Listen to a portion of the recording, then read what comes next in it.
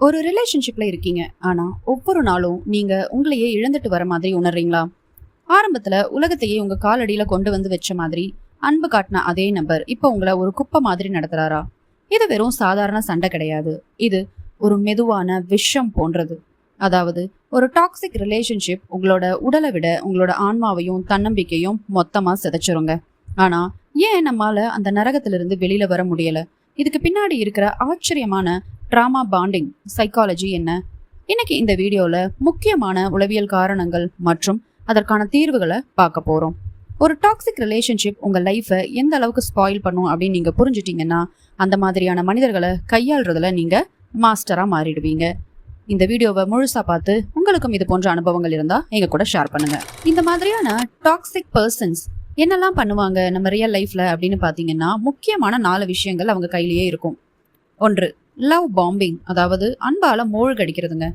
நம்ம ரிலேஷன்ஷிப்போட ஆரம்பத்துல அவங்க காட்டுற அந்த அதீத அன்பு உங்க மூளையில டோப்பமைனை அதிகமா சுரக்கும். அதாவது அவங்களோட அன்புக்கு நீங்க அடிமையாயிருவீங்க. அவங்கள நீங்க அவாய்ட் பண்ணவே முடியாது. உங்களை ஒரு போதைக்கு அடிமையாக்குற மாதிரி மாத்திடுவாங்க.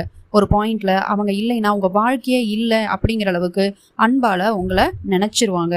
ஸோ உங்களால அதுல இருந்து வெளியில வரவே முடியாது. Second reason, case lighting. அதாவது அவங்க ஒரு சைலண்ட் கில்லராகவே இருப்பாங்க. ஒரு விஷயம், ஒரு பிரச்சனை நடந்திருக்கும். ஆனா அந்த டைம்ல அவங்க என்ன சொல்லுவாங்கன்னா, நான் அப்படி சொல்லவே இல்லையே, எனக்கு அப்படி ஞாபகமே இல்லை, நீ தான் அப்படி சொல்லியிருப்ப, உனக்கு தான் பைத்தியம் பிடிச்சிருக்கு, ஏன் சும்மா நீ என்னவே பிளேம் பண்ற அப்படின்னு சொல்லி உங்களை நீங்களே சந்தேகப்படுற அளவுக்கு செஞ்சிருவாங்க. ஒரு பாயிண்ட்ல நீங்களே யோசிப்பீங்க, ஒருவேளை நான் தான் அப்படி பேசியிருப்பேனோ, அவங்க அப்படி பேசியிருக்க மாட்டாங்களோ அப்படின்னு உங்களை நீங்களே சந்தேகப்படுற அளவுக்கு அவங்களுடைய டிராமா ரொம்ப சூப்பரா இருக்கும்.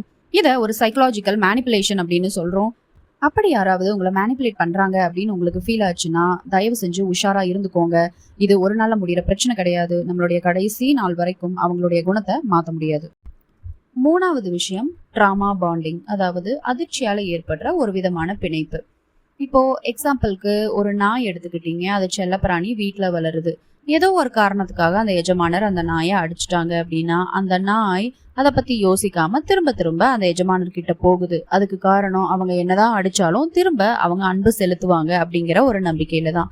அந்த மனநிலை தான் நம்ம எல்லாருக்கும் இருக்கும்.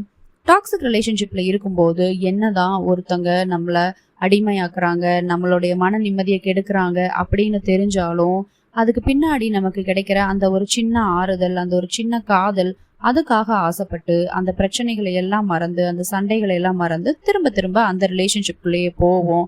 இது ஒரு போதைக்கு சமமானது. நம்ம அடிமையாயிட்டோம்னு தெரியாமையே நம்ம அடிமையாகி இருக்கோம். 4வது விஷயம், எம்பத்தி கேப்.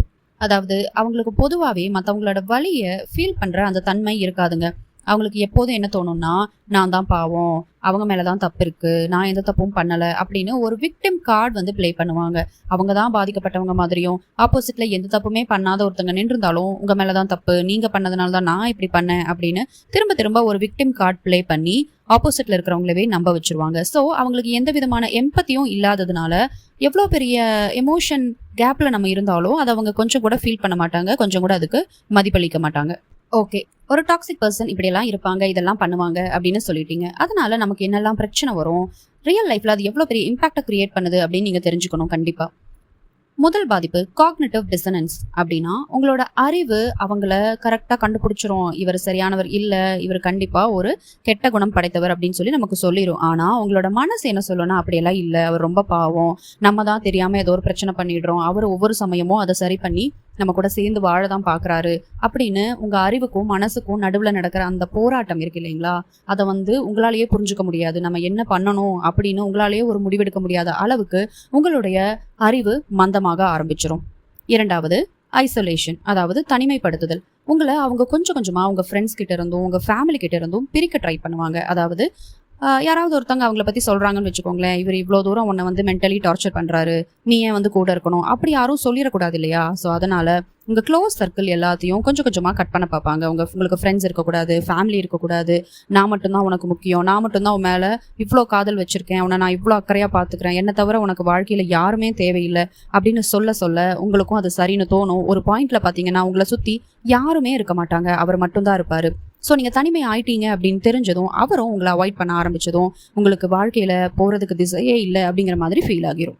கடைசியாக உங்களுக்கு தொடர்ச்சியான மன அழுத்தம், அதாவது உங்க உடல்ல கார்டிசோல் அளவு அதிகரிக்கும். கார்டிசோல் அப்படிங்கிறது ஒன்றும் இல்லைங்க, ஒரு ஸ்ட்ரெஸ் ஹார்மோன் தான். நம்ம கண்டினியூஸாக ஸ்ட்ரெஸ்ல இருக்கும்போது இந்த கார்டிசோல் அப்படிங்கிற ஹார்மோன் நம்ம உடம்புல அதிக அளவில் சுரக்க ஆரம்பிக்கும். இதனால முடி கொட்டுறது, ரொம்ப கஷ்டப்படுற மாதிரி தலைவலி, செரிமான பிரச்சனை, அதாவது டைஜஸ்டிவ் ப்ராப்ளம்ஸ், இது எல்லாமே உங்களுக்கு வர ஆரம்பிக்கும். இதை யோசிச்சு பாருங்களேன், ஒருத்தவங்க உங்க மேல உண்மையாவே அன்பா இருந்தா இவ்வளோ பிரச்சனையை நம்ம ஃபேஸ் பண்ணணும்னு கிடையாது இல்லைங்களா? இது கண்டிப்பா அன்போட அடையாளம் கிடையாது, உங்க உடல் தர்ற ஒரு அபாய எச்சரிக்கை. ஜஸ்ட் லைக் ஒரு ஆள் கூட இருக்கும்போது நமக்கு இவ்வளோ உடம்பு வந்து சிக்னல்ஸ் கொடுக்குது அப்படின்னா யோசிச்சு பாருங்க, நம்ம கண்டிப்பா ஒரு நல்ல மனிதர் கூட வாழலை அப்படின்னு. சரிம்மா, ஒரு டாக்ஸிக் பர்சன் இப்படி தான் இருப்பாங்க, அவங்களால இந்த பிரச்சனைகள் வருது அப்படிங்கிறது எங்களுக்கு ரொம்ப நல்லா புரிஞ்சிருச்சு. அவங்கள எப்படி ஹேண்டில் பண்றது அப்படிங்கிறதுக்கான டிப்ஸ் கொடுங்கன்னு கேட்டிங்கன்னா, எஸ், பின்னாடி வர டிப்ஸை ஃபாலோ பண்ணீங்க அப்படின்னா ஒரு டாக்ஸிக் ரிலேஷன்ஷிப்ல இருந்து ஈஸியாக உங்களால் வெளியில் வந்துட முடியும். Tip number 1, the grey rock method. அதாவது நீங்கள் உங்கள் டாக்ஸிக் பர்சன் உங்ககிட்ட வந்து உங்களை ட்ரிகர் பண்ணுறாங்க அப்படிங்கும்போது ஒன்று நீங்கள் என்ன பண்ணுவீங்க, ஒன்று கோபப்படுவீங்க, இல்லை அழுவீங்க, அப்செட் ஆவீங்க. இதுதான் அவங்களுக்கு ஒரு எமோஷனல் சப்ளை கொடுக்குது. அதாவது அவங்க எதிர்பார்க்கறதே வந்து இதுதான், உங்களை வந்து எப்பயுமே ஒரு சென்சிட்டிவான பீப்புளாக வச்சிருக்கணும் அப்படின்னு.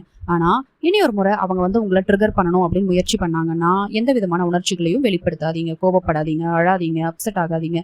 அவங்க சொல்கிற ஒவ்வொரு கமெண்ட்டையும் ஜஸ்ட் அவங்க கண்ணை மட்டும் பார்த்துட்டே இருங்க. ஒரு பாயிண்ட்ல அவங்க ட்ரிகர் பண்ற எந்த விஷயமும் உங்களுக்கு ட்ரிகர் ஆகலை அப்படின்னு அவங்களுக்கு தெரிஞ்சிருச்சுன்னா அவங்களே உங்களை விட்டு விலகிடுவாங்க. Tip number 2, setting iron boundaries. உன்னால அதை செய்ய முடியாது அப்படின்னு அவங்க சொல்லும்போது அமைதியா ஆனா உறுதியா உங்களோட பவுண்டரிஸை நீங்க செட் பண்ணுங்க. அதாவது அவங்கள விட்டு உங்களால போக முடியாது அப்படின்னு அவங்க ரொம்ப ஸ்ட்ராங்கா நம்பும்போது அப்ப நீங்க சொல்லுங்க, அதெல்லாம் என்னால முடியும், அது மட்டும் இல்லாம என்கிட்ட இந்த மாதிரி பேசுறதுக்கு உனக்கு எந்த ரைட்ஸும் இல்லை அப்படிங்கிறத ரொம்ப கிளியரா அவங்க கிட்ட சொல்லுங்க. நீங்க எந்த பவுண்டரியும் இல்லாம அவங்களுக்கு ஃபுல் ரைட்ஸ் கொடுத்து வைக்கும் போதுதான் அவங்க உங்களை ரொம்ப மிஸ்யூஸ் பண்ண ஆரம்பிப்பாங்க. நீங்க இதுதான் பவுண்டரி அப்படின்னு சொல்லி அவங்க கிட்ட எப்ப சொல்ல ஆரம்பிக்கிறீங்களோ அப்போ அவங்க கொஞ்சம் கொஞ்சமா அவங்க கிட்ட இருந்து விலக ஆரம்பிச்சிருவாங்க.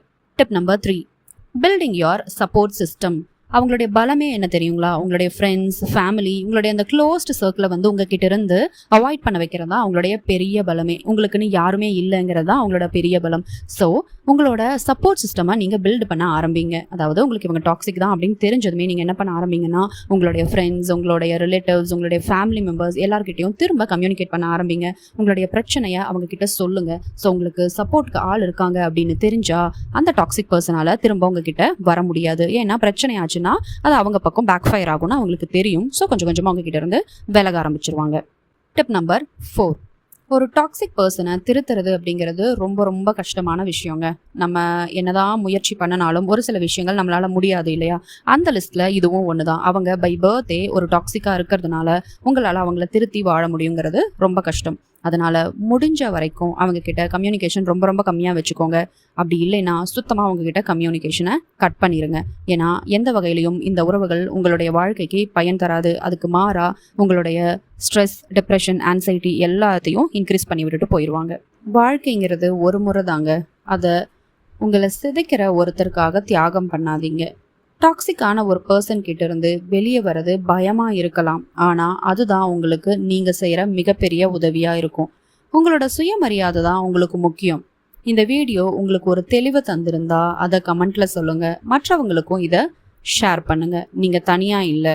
டீகோட் யுவர் செல்ஃப் எப்பவும் உங்க கூட இருக்கும். அடுத்த வீடியோல சந்திப்போம். நன்றி.